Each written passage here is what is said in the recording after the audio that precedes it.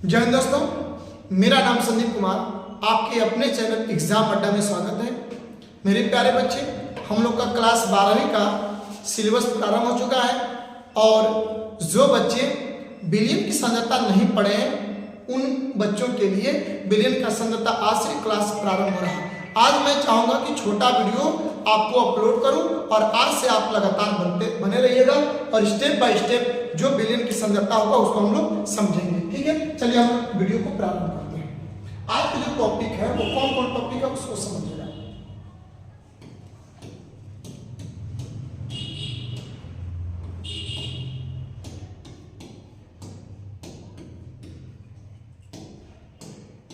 Billion का सांद्रता, जिसको हम लोग इंग्लिश में बोलते हैं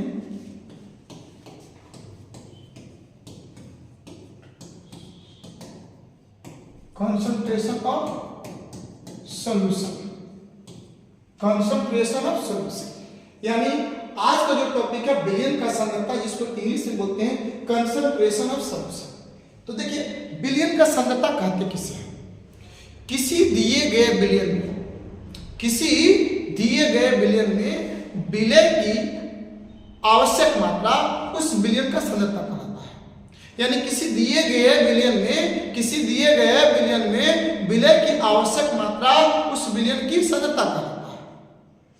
अब आप थोड़ा सा समझिएगा कि बिलियन किसे कहते हैं। आपके दिमाग में बना होगा कि बिलियन किसे कहते हैं। देखिए, जब दो या दो से अधिक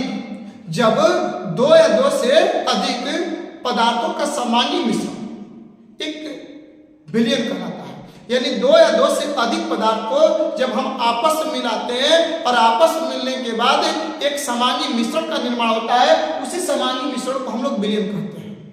तो आपको इतना समझ में आ गया कि सामान्य मिश्रण को ही हम लोग बिलियन कहते हैं। आप थोड़ा सा समझने का प्रयास करिएगा। समझने का आप प्रयास ये करिएगा कि कोई आदमी क्वेश्चन कर देगा आपसे कि बिलियन किससे कहते हैं, तो बिलियन से पहले आप उसको मिश्रण समझाइएगा। मिश्रण का मतलब मिक्सर होता है। जब दो या दो से अधिक पदार्थ को किसी भी अनुपात में मिलाते हैं और मिलाने के बाद एक नया पदार्थ प्राप्त होता है, उसी पदार्थ को हम लोग मिश्रण कहते हैं। जैसे गेहूं चावल का मिश्रण। तो देखिए, गेहूं और चावल आपस में मिला तो मिश्रण बना। जल और नमक का मिश्रण। देखिए, यहाँ पर दो प्रकार का मिश्रण प्राप्त हो गया, एक गेहूं और चावल और एक नमक और जल। तो देखिए, नमक और जल एक सामान्य मिश्रण है, इसलिए नमक और जल को हम बिलियन कहते हैं। गेहूं और चावल एक विषमांगी मिश्रण है, इसलिए गेहूं और चावल को हम बिलियन नहीं कहते हैं।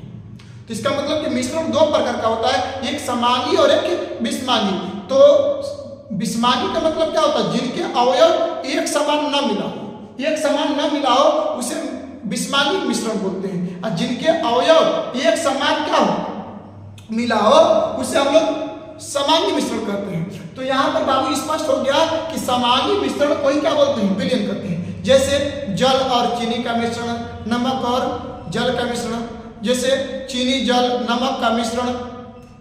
यदि हम लोग बात करेंगे दूध और जल को मिलाते हैं तो ये भी एक मिश्रण प्राप्त होता है। तो आपने ये देखा कि जल और चीनी क्या है? बिलियन है।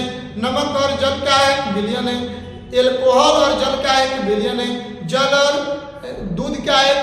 बिलियन है। तो बिलियन में अवयव एक समान रूप से मिला रहता है। जैसे मतलब चीनी और जल को हम जब आपस में मिलाते हैं तो बिलियन प्राप्त होता है। चीनी और जल को जब हम आपस में मिलाते हैं तो क्या होता है? बिलियन प्राप्त होता है। और इसी बिलियन को हम समांगी बिलियन कहते हैं। अब देखिए, इनके अवयव को हम खुली आंखों द्वारा नहीं पहचान पाएंगे। मतलब चीनी और जल को यदि हम मिलाते हैं तो जब तक ले चीनी जल को हम स्वाद नहीं देते तब तक नहीं बतला पाएंगे कि इस जल में चीनी है कि नमक है। बिना स्वाद लेंगे तभी हम लोग स्पष्ट कर पाएंगे कि इसका ये स्वाद क्या है और ये चीनी है कि नमक है। तो समांगी मिश्रण को ही बिलियन कहते हैं। बाबू, बिलियन की यदि बात करें तो बिलियन के दो घटक होते हैं, विलय और विलायक। बिलियन के कितने घटक होते हैं? दो घटक होते हैं। पहला क्या हो जाएगा? विलय। पहला क्या हो जाएगा? विलय को इंग्लिश में सोल्यूट बोलते हैं। दूसरा क्या हो जाएगा? विलायक। विलायक को सोल्वेंट बोलते हैं।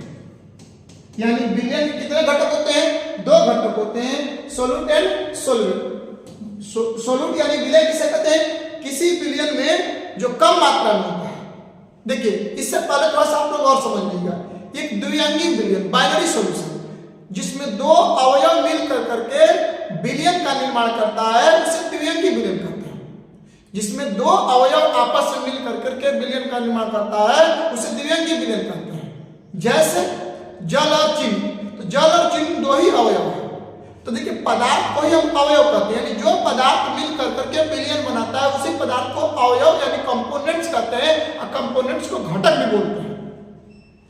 तो हम कह रहे हैं कि अवयव मीन्स घटक, घटक मीन्स कंपोनेंट्स, कंपोनेंट्स मीन्स पदार्थ होता है यानी मैटर होता है। तो जो पदार्थ आपस में मिल करके विलयन बनाते हैं उसी पदार्थ को हम लोग अवयव या घटक बोलते हैं। तो कह रहा है कि किसी विलयन में दो घटक जब मिलते हैं तो द्विअंगी विलयन का निर्माण करते हैं। जैसे जल और चीनी, तो जल और चीनी क्या है? द्विअंगी विलयन है, बाइनरी सॉल्यूशन करते हैं। त्रिअंगी विलयन क्या है? जिसमें तीन पदार्थ आपस में मिल करके विलयन बनाते हैं उसे त्रिअंगी विलयन कहते हैं। जैसे कि हम लोग बात करते हैं तो जैसे बात जल, नमक और चीनी, तीन पदार्थ आपस में मिला इसलिए त्रिअंगी विलयन हो गया। बहुअंगी विलयन का मतलब होता है कि तीन से अधिक पदार्थ जब आपस में मिलता है तब जाकर के त्रिअंगी विलयन के बाद बहुअंगी विलयन हो जाता है। तो यहाँ पर विलयन के दो घटक होते हैं, विलय और विलाय। देखिए द्विअंगी विलयन में जो पदार्थ कम होता है उसे विलय बोलते हैं, द्विअंगी विलयन में जो पदार्थ अधिक होता है उसे विलायक बोलते हैं यानी सॉल्वेंट बोलते हैं।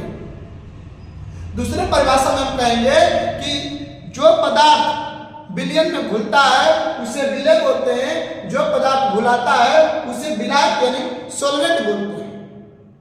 क्लियर हो गया? यानी जो पदार्थ घुलता है उसे विलय, जो घुलाता है विलायक। जैसे जल और चीनी, तो जल घुलाएगा इसलिए जल को विलायक यानी सॉल्वेंट बोलते हैं।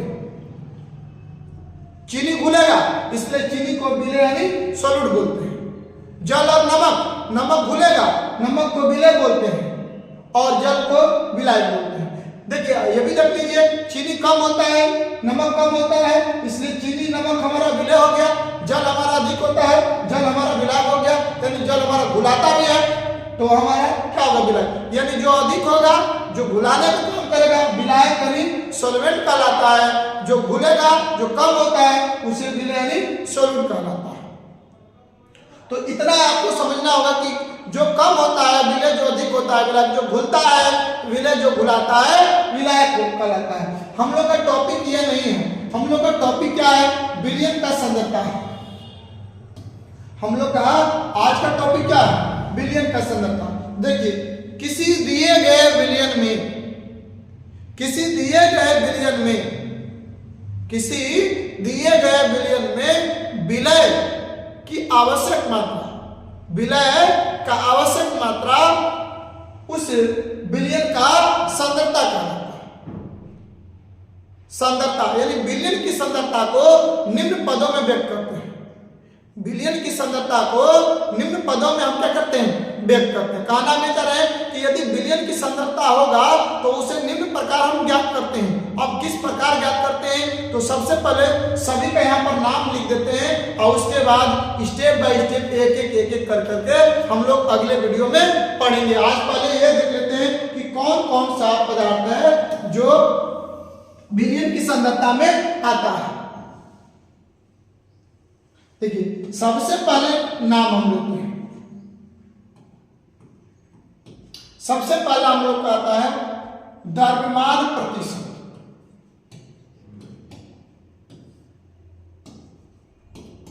द्रव्यमान प्रतिशत यानी विलयन के सांद्रता में सबसे पहला नाम क्या गया? द्रव्यमान प्रतिशत। द्रव्यमान प्रतिशत को द्रव्यमान प्रतिशत भी कहते हैं। इसको हम लोग बोलते हैं mass percentage, mass percentage. Number 2 आयतन प्रतिशत। आयतन प्रतिशत, आयतन प्रतिशत को हम लोग बोलते हैं वॉल्यूम परसेंटेज। उसके बाद तीसरा हम लोग का होता है द्रव्यमान आयतन प्रतिशत। इसको इंग्लिश में बोलते हैं मास वॉल्यूम परसेंटेज।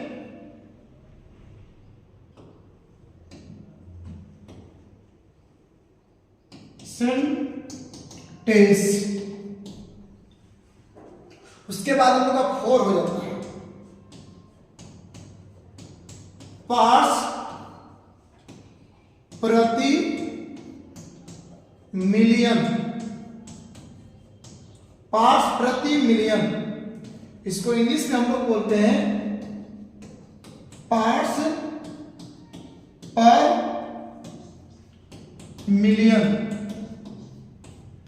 नंबर 5 में हम लोग का हो जाता है मोल अंश। मोल अंश, मोल अंश को मोल प्रभावी बोलते हैं। मोल अंश को मोल प्रभावी बोलते हैं, जिसे हम लोग इंग्लिश में बोलते हैं mole fraction. Mole fraction. Number 6 में हम लोग का आता है मोललता, इसको हम लोग बोलते हैं रीति बोलते हैं। और 7वां में हम लोग का हो जाता है मोललता, जिसको हम लोग बोलते हैं मोलेलिटी। मोलेलिटी बोलते हैं। और 8वां में हम लोग का होता है नॉर्मलता। नॉर्मलता, नॉर्मलता को हम लोग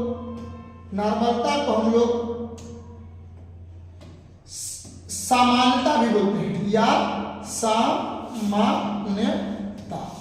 सामान्यता, इसको हम लोग इंग्लिश में नॉर्मेलिटी बोलते हैं। और 9 में हम लोग का आता है, 9 में आता है फॉर्मलता। फॉर्मलता, जिसको हम लोग फॉर्मेलिटी बोलते हैं। फॉर्मेलिटी बोलते हैं। तो यानी अभी तक हमने ये जाना कि बिलियन की संगतता क्या है। किसी दिए गए बिलियन में विलय की आवश्यक मात्रा उस बिलियन का सांद्रता कहलाता है। बिलियन की सांद्रता को निम्न पदों में व्यक्त करते हैं, जिसमें सबसे पहला नंबर हमारा लोग आता है द्रव्यमान प्रतिशत, जिसको द्रव्यमान प्रतिशत भी कहा जाता है। दूसरा होता है आयतन प्रतिशत, जिसको आयतन प्रतिशत भी कहा जाता है। तीसरा होता है द्रव्यमान आयतन प्रतिशत। चौथा होता है पार्ट्स पर मिलियन। पांचवा होता है हम लोग का मोल अंश। मोल अंश को मोल प्रभावी बोलते हैं। उसके बाद हम लोग का अगला यानी छठवां हो जाएगा हम लोग का मोलरता, मोलेरिटी। उसके बाद सतवां में हम लोग का हो जाएगा मोललता, मोलेलिटी। और उसके बाद 8वां में हो जाएगा नॉर्मलता। नॉर्मलता को नॉर्मेलिटी या सामान्यता भी कहते हैं। और 9वां में हम लोग का 9th में हो जाएगा फॉर्मलता यानी फॉर्मेलिटी। अब हम लोग अगले वीडियो में एक एक करके विलियन की सांद्रता को हम लोग समझने का प्रयास करेंगे, जिसमें सबसे पहला नंबर हम लोग का नाम आएगा, पहला नाम में आएगा हम लोग का द्रव्यमान प्रतिशत यानी मास परसेंटेज क्या है। तो याद रहे बिलियन को सुविधा की दृष्टि से 3 भाग में बांट देते हैं। सबसे पहला नंबर भाग में बांट देते हैं बिलियन का सांद्रता। दूसरा हम लोग का होता है विलयता, सोलुबिलिटी। तीसरा हम लोग का होता है अणुसंख्या गुणधर्म यानी कोलिगेटिव प्रॉपर्टीज। ये तीनों टॉपिक को हम लोग अध्ययन कर लेते हैं तो बिलियन हम लोग का समाप्त हो जाता है। बिलियन से न्यूमेरिकल बहुत ज्यादा पूछता है 12वीं क्लास में, इसलिए आप लोग बिलियन को ईमानदारी पूर्वक से पढ़ें। और आप ऑफलाइन पढ़ें या ऑनलाइन पढ़ें, लेकिन वही पढ़ें जहां को आपको स्पष्ट रूप से समझ में आ जाता है। ऐसा नहीं कि हम वैसे चैनल पर पढ़ रहे हैं जहां पर टीचर ही पढ़ा रहे हैं और टीचर ही समझ रहे हैं। तो हमें जहां तक लगता है कि यदि वीडियो को आप एंड तक देखे होंगे तो समझ में आ गया होगा। और इसी तरह यदि चैनल इसी तरह यदि आपको वीडियो प्राप्त करना है और चैनल नहीं सब्सक्राइब किए हैं तो चैनल को सब्सक्राइब कर बेल आइकन घंटी को दबाएं, साथ में शेयर भी करें। बोले कि संदीप सर एग्जाम अड्डा जो चैनल है उस पर डे अपना वीडियो अपलोड करते हैं, उस वीडियो को आनंद लें और उसे भी बोले कि सब्सक्राइब करें। फिर मिलते हैं हम लोग द्रव्यमान प्रतिशत यानी मास परसेंटेज के साथ। धन्यवाद। जय हिंद, जय भारत।